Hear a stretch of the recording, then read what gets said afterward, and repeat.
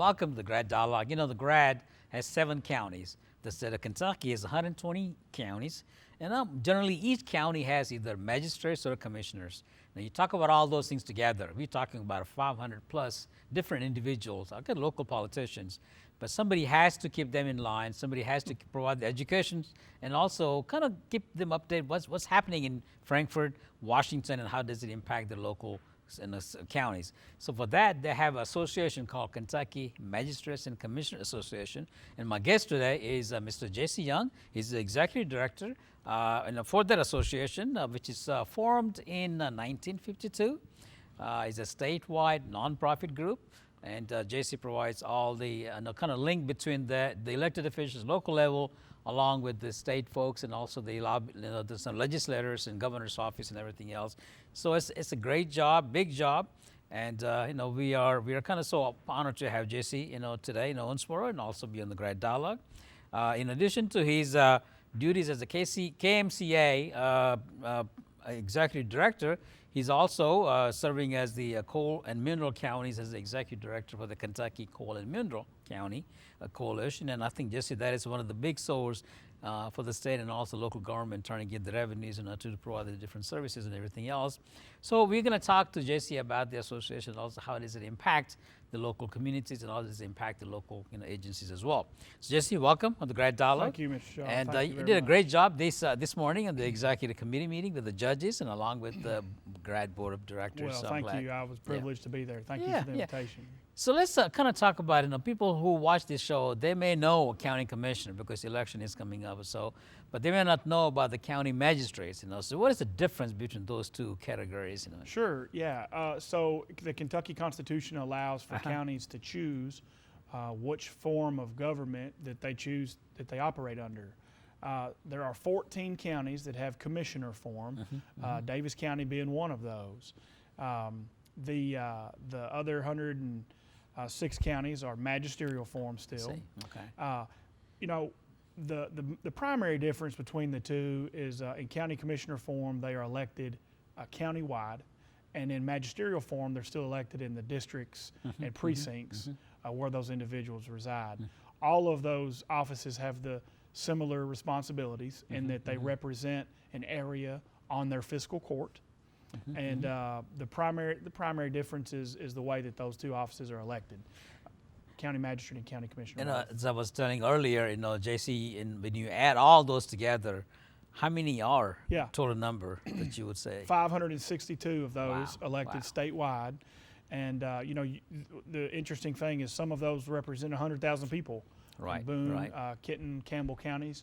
In your smaller counties where you may have 3 or 4 magistrates in a county of 5,000 or 6,000, they may represent 1,500 people. So, and you are equally responsible to all those 562 people. Absolutely, yes, absolutely. Sometimes I talk about I got 34, 32 board members, that I answer to and everything else. Man, you got a 500, and you're so young, so how do you do all those things? Well, they keep me busy. It's hard to get them to agree on anything. Just we've known each other for many, many years. Yes, I guess when you started in the earlier days of, yes, I guess sir. you were in DLG somewhere Yes, too. Sir. Okay, so I'm really proud. I think, and every time we go during the session in Frankfort. And in local governments, always collects with the county judge executives, mayors and magistrates, city council and everybody else.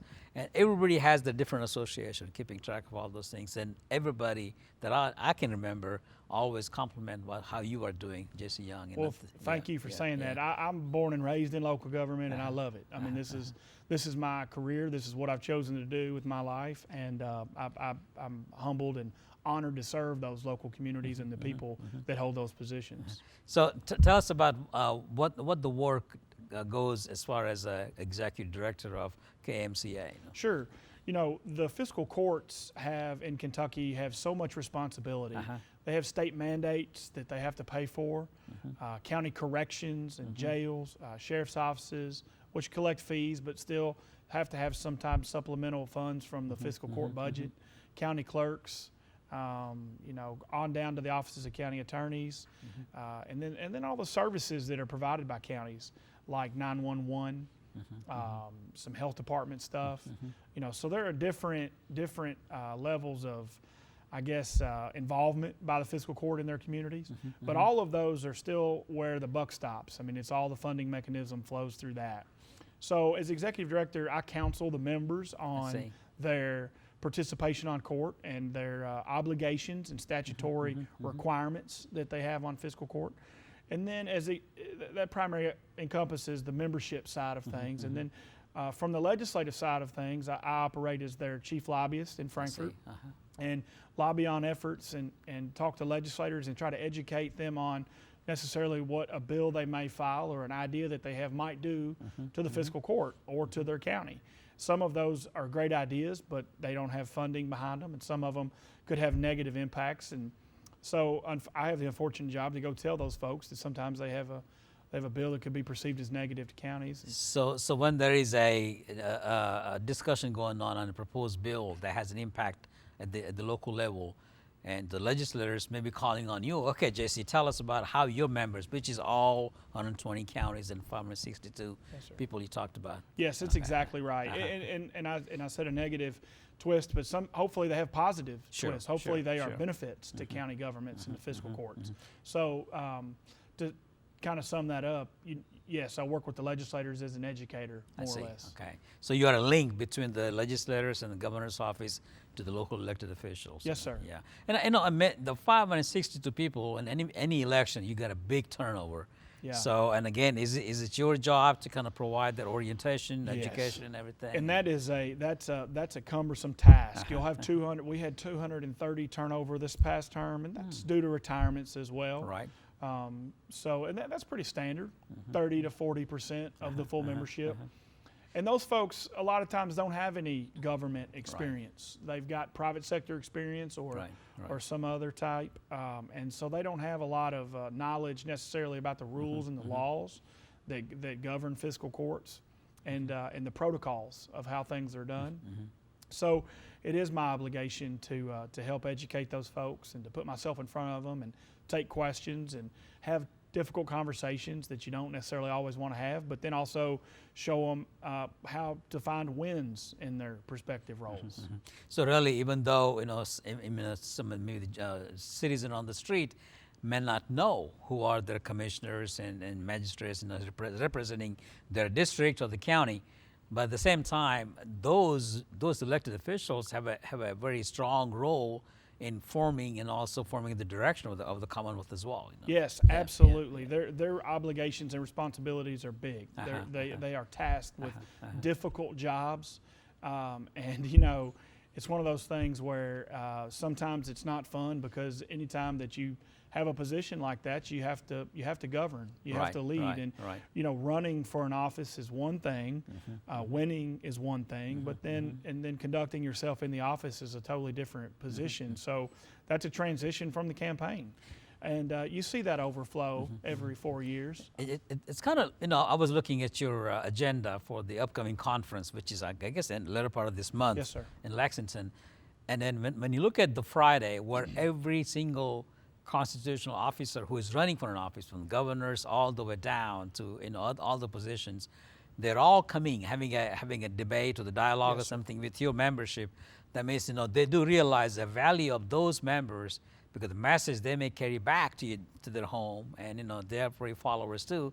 That carries a lot of weight to be in that position. All politics are local, right? And this is the most local level of politics you can get. You made the statement about they may not know their magistrate or commissioner. And I would say that probably the majority know that person, but maybe not know who their state representative is, or their senator, or maybe even their congressperson, or their U.S. senator, even maybe the governor on down. The debates at those conferences amongst those candidates is crucial for Kentucky. You made a statement earlier that you don't want anything, you want to be very transparent through things. And I think that that's the right way to do it. It's the perfect opportunity for those folks to get in front of these individuals. It's really the only opportunity. We're expecting 500 county magistrates and then county judge executives to attend, and the training session. And those folks running for seeking those statewide offices can really benefit by listening to them, learning the dialogue, and knowing what issues that local governments are facing. Jesse, you talked about this afternoon about the coal. coal has a very integral part for the Western Kentucky, and especially when GRADD too, because most all of our counties have direct coal jobs or coal impact jobs and everything else. It's going to tell us about, where are we on that? And I think coal is kind of, any cliche is a dirty word, when you talk about the energy and everything else. However, that is the most important to run local governments and also revenues as well as the jobs as well. Absolutely. You know, coal is a part of Kentucky's history and lore, and it still has a monster financial benefit for so many communities. Coal itself still burns as well as it ever did. Right. And it produces a type of electricity that nothing can compete with. The prices of other electricity are lower, or other types of fuels are a little lower right now, which is what's making it tough on the coal industry.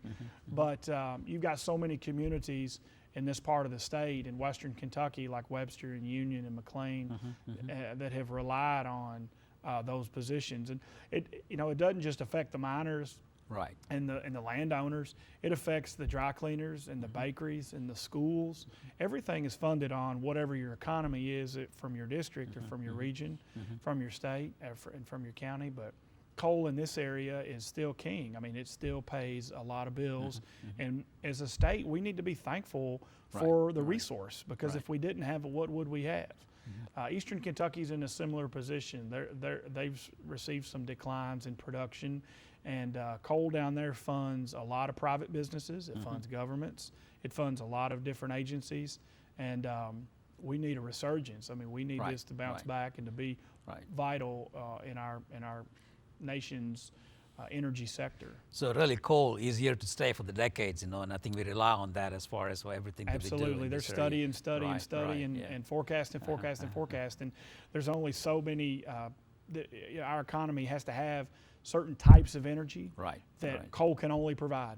So there's going to be a floor that's always going to be around, and we're proud that Kentucky can still be in the leader amongst coal states. And you also mentioned that the 1/3 of the coal in Kentucky comes from Western Kentucky, and then you also announced today that the Union County has the highest number of tonnage mined in Kentucky. Union County was the largest producer the last 2 years in the state, surpassing a couple of big Eastern Kentucky counties that have historically been the leader. Union County's in the Illinois basin, right there with Webster along that line, and they've got some resources there and some good things going for those mines. Jesse, I got a couple of minutes, and I want to ask you, as far as this time we had the non-budget session in Frankfort for the legislators, and coming up in January, we're going to have a budget session along with, could have been some changes on the leadership as well.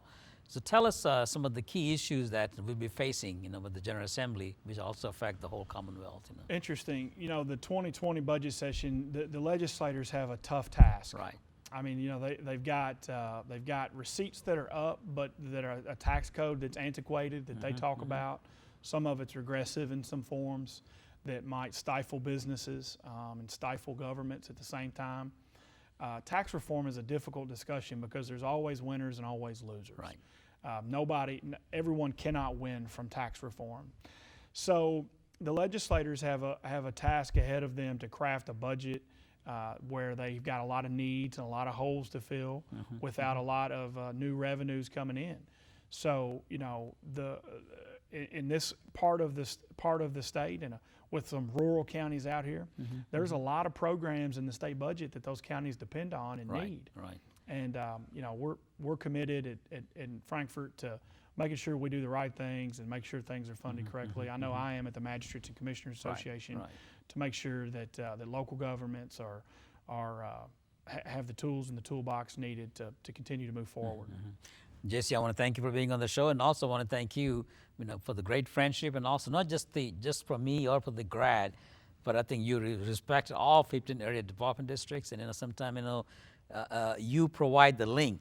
We cannot reach out to every magistrates and commissioners ears, and they believe in you, they trust you. So I think it's a great, for us as well. I'm so, a fan of yeah. of the model of area development districts. I think that without those resources, a lot of these counties wouldn't. It would be a small get smaller style.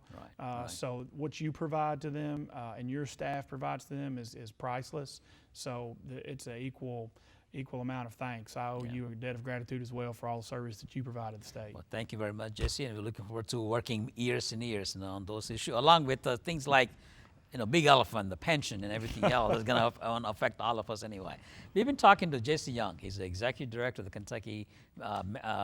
Kentucky Magistrates and Commissioners Association. Along with that, he also manages the revenue side of it as far as what's happening in coal and minerals. And I forgot to mention that you also have a philanthropy side too. Your association almost provides $10,000 plus dollars worth of shoes for the needy children. So I think good luck on those things. If you have any questions about that, you can always call me at the GRADD office. You can always contact J.C. Young on the website of the Kentucky Magistrates and Commissioners Association. If you have any questions, call me. And otherwise, have a great day. Thank you very much.